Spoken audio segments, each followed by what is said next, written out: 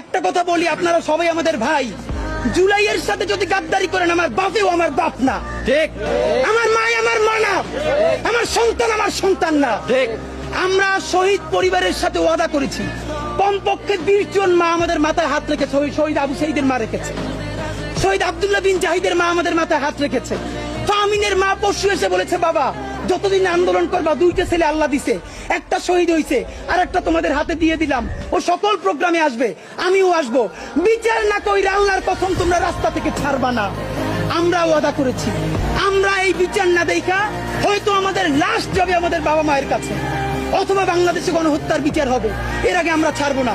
আমাদের এনসিপির ভাইদেরকে জিজ্ঞেস করি, জুলাই জনতাকে নিয়ে তোমরা একটা দল করতে পারো নাই কেন? জবাব দাও। কেন আজকে 2-3টা দল হইতেছে? তোমরা একটা করছো, শুক্রবার আর একটা হবে, পরশু আর একটা হবে, কেন?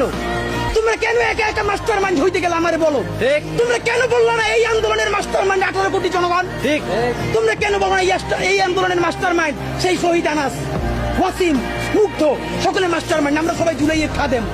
নতুন শুরু করছে, কতদিন বলে এই আমার ইমাম, কতক্ষণ বলে ও আমার ইমাম, আমরা জানাই রে। এই জুলাইয়ে বাংলাদেশে কোনো ইমাম নাই, এই জুলাই হয়েছে উপরে আল্লাহর রহমতে, আর আমরা 18 কোটি জনগণ এই জুলাইয়ের খাদেম।